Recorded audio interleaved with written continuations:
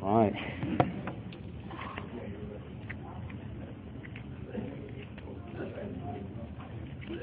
All right, well, good evening. I'm a coach, so you guys have to impress me a little bit better than that. Good evening.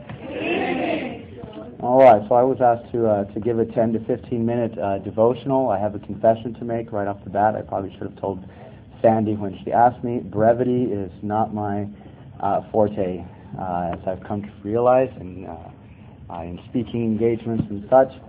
But I do have something that came to mind. She asked me to give this devotional in our last study session of the Prodigal God, so not surprisingly I am actually going to be springboarding off of the story of the Prodigal Sons and just kind of giving a little bit more insight than what we got in our Bible study as we're going through that. So what I'll do is I will read the parable of the Prodigal Sons. I'll start off in Luke 15. I'll read verses 1 through 2 to sort of give us a little bit of context, and then I'll read from verses 11 through 32. Luke 15 says, "Now the tax collectors and sinners were all drawing near to hear him. And the Pharisees and the scribes grumbled, saying, 'This man receives sinners and eats with them.' And he said," it's Jesus speaking, "There was a man who had 2 sons, and the younger of them said to his father, 'Father, give me the share of property that is coming to me.' And he divided his property between them. Not many days later, the younger son gathered all he had and took a journey into a far country, and there he squandered his property in reckless living. And when he had spent everything, a severe famine arose in that country, and he began to be in need. So he went and hired himself out to be one of the citizens of that country, who sent him into his fields to feed pigs. And he was longing to be fed with the pods that the pigs ate, and no one gave him anything. But when he came to himself, he said, 'How many of my father's hired servants have more than enough bread, but I perish here with hunger? I will arise and go to my father, and I will say to him, Father, I have sinned against heaven and before you. I am no longer worthy to be called your son. Treat me as one of your hired servants.' And he arose and came to his father. But while he was still a long way off, his father saw him and felt compassion and ran and embraced and kissed him. And the son said to him, 'Father, I have sinned against heaven and before you. I am no longer worthy to be called your son.' But the father said to his servants, 'Bring quickly the best robe and put it on him, and put a ring on his hand and shoes on his feet, and bring the fattened calf and kill it, and let us eat and celebrate. For this my son was dead and is alive again. He was lost and is found.' And they began to celebrate. Now his older son was in the field, and he came and drew near to the house. He heard music and dancing. And he called one of the servants and asked what these things meant. And he said to him, 'Your brother has come, and your father has killed the fattened calf, because he has received him back safe and sound.' But he was angry and refused to go in. His father came out and entreated him. But he answered his father, 'Look, these many years I have served you, and I never disobeyed your command, yet you never gave me a young goat that I might celebrate with my friends. But when this son of yours, who has devoured your property with prostitutes, you killed the fattened calf for him.' He said to him, 'Son, you are always with me, and all that is mine is yours. It was fitting to celebrate and be glad, for this your brother was dead and is alive. He was lost and is found.'" Okay, so what's going on here in this parable? So Jesus is preaching and teaching to the crowds, and he finds himself in mixed company. He's got the religious people on one side and irreligious people on the other side. And it's the religious people, surprisingly, that are grumbling at Jesus and, saying, "Hey, get a load of this guy. He's taking in all the wrong people. He receives sinners." And so Jesus, as a response to their grumbling, he speaks to them 3 parables. And he speaks to them the parable of the lost coin, the lost sheep, and of now the lost son that we just read. But each of these parables is intended to reveal the heart of God and the joy that he has when something that was lost is found. But the religious people are bitter. So let's talk about these 2 characters in the story. The younger brother, he's very eager, he's very excited about life. He probably feels like his home life has been very repressive. And so he tells his father, "Father, I want my share of the inheritance." Basically, he says, "Pops, I know I'm supposed to wait until you're dead, and, I don't want to, speed that up or anything, but can I get my money somehow? Is there any way we can do that?" And, really, he really is wishing that the father is dead here. He's basically saying, "Dad, why can't you die so I can go out and have fun? I'll tell you what, let's make a deal. You just give me what's coming to me, and that'll be that, and we'll call it quits between us."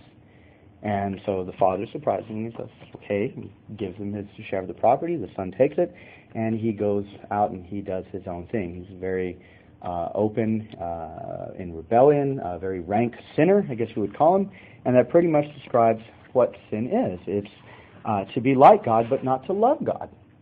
The son here, he wants the things of the father. He wants his property. He wants his money from the father, but he doesn't want the father himself. That is sin, to want the things, but to have the things of God, but to have nothing to do with God, to worship the creatures rather than the Creator. In Romans 1:21, it says, "For though they knew God, they did not honor him as God or give thanks to him, but they became futile in their thinking, and their foolish hearts were darkened." This is clearly the younger brother. He is thankless. He is ungrateful to the father. Indeed, without the giver in view, there really is no thanksgiving in this son at all. And indeed, in a society that doesn't, acknowledge God, how is there really thanksgiving in a society like that?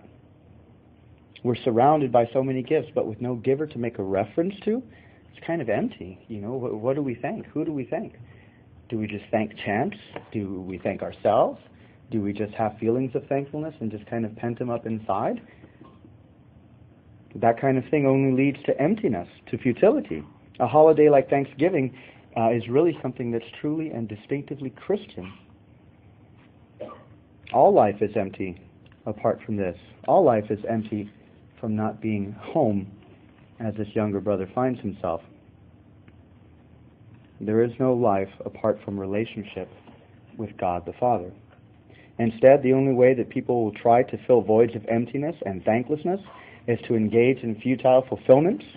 They just keep using the gifts.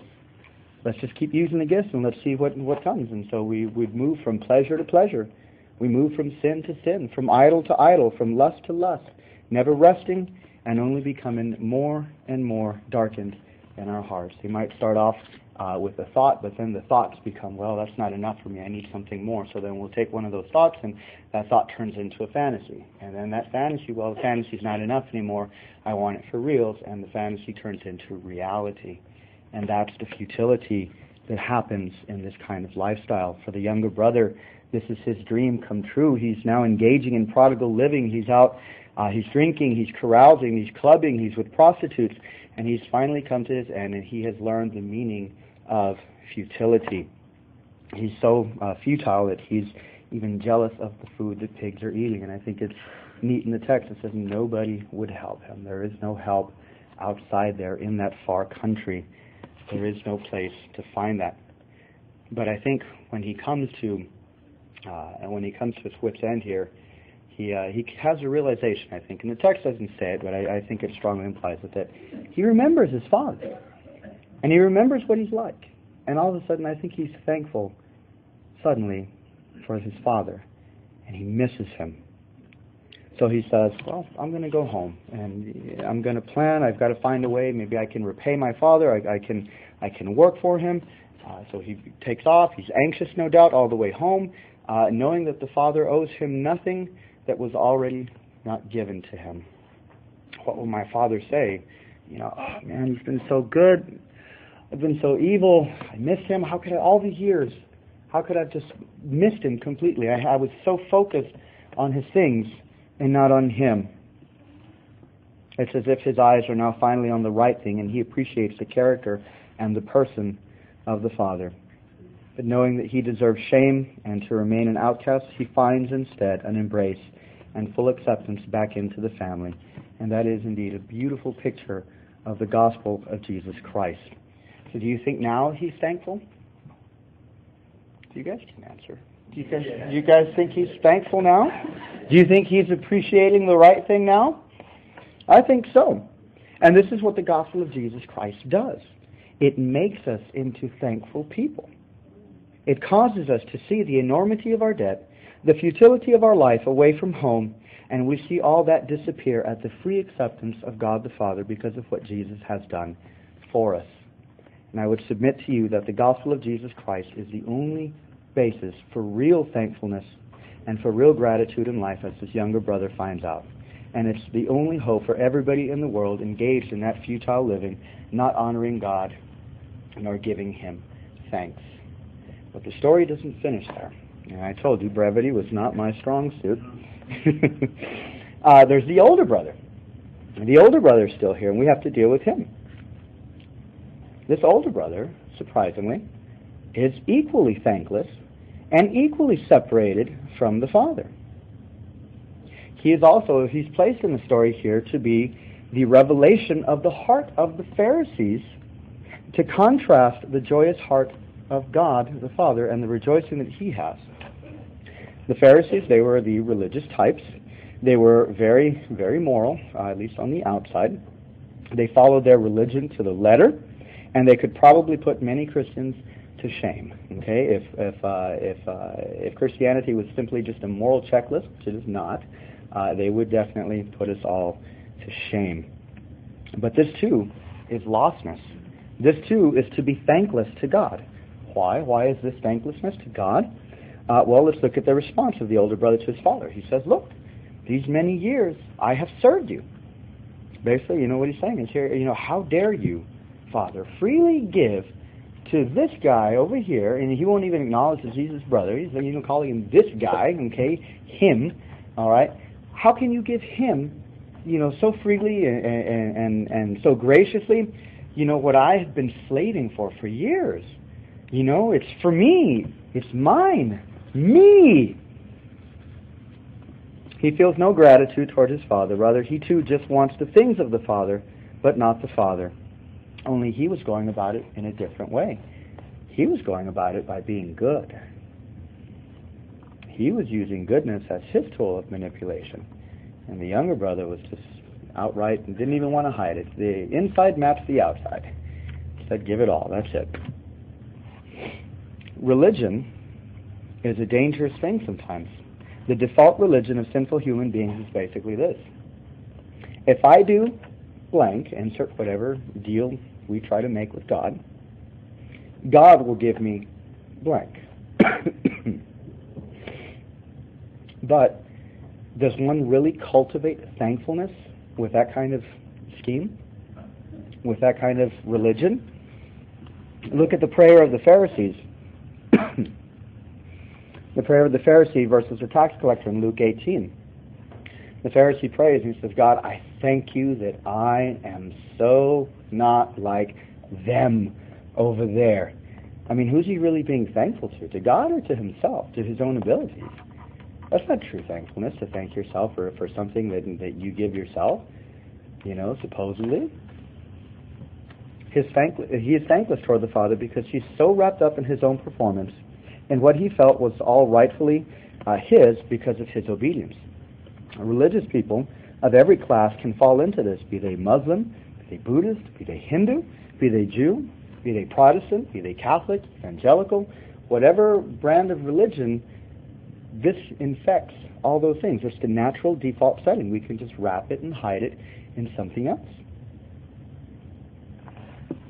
The problem is when religion is taken to mean, again, I will relate to God through my moral performance, or I will relate to God through my religious works. I will relate to God by how many times I go to church throughout the year. I will relate to God by how many times I read my Bible.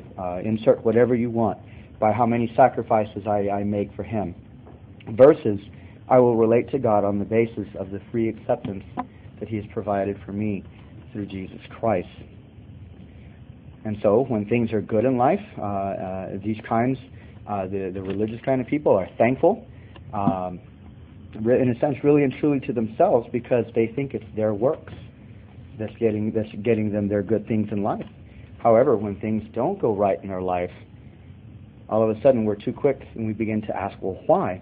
As if it was our own, as if we think, well, I did everything right. Why did I earn this? Why did I get something bad? If I did what I was supposed to, God, didn't I tell you that if I went to church 50 out of 52 times of the year, that you owed me, I don't know, that new promotion, or you owed me that raise, or something like that? And it doesn't happen, and there we go. We reveal our unthankful hearts to God. So the elder brother, the religious Pharisee, he's unthankful, he's ungrateful, and he is also separated from the Father. And so with Thanksgiving coming up, we have to ask, where is our thanks directed to? Is it directed to the things of God? And I already know, I can see some of you all changing your answer on your little leaf already.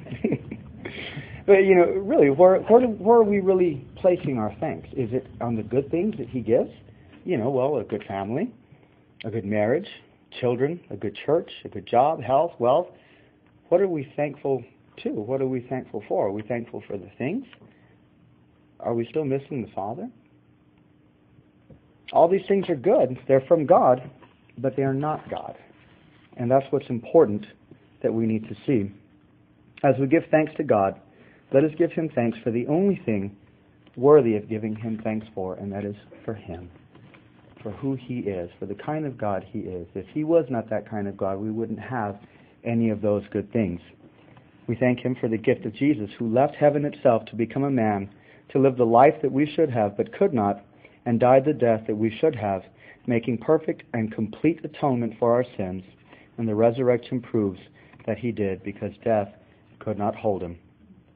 We're thankful to God the Holy Spirit for being the gentle comforter and guide to knowing God the Father and God the Son, and conforming us to His image. Thank you.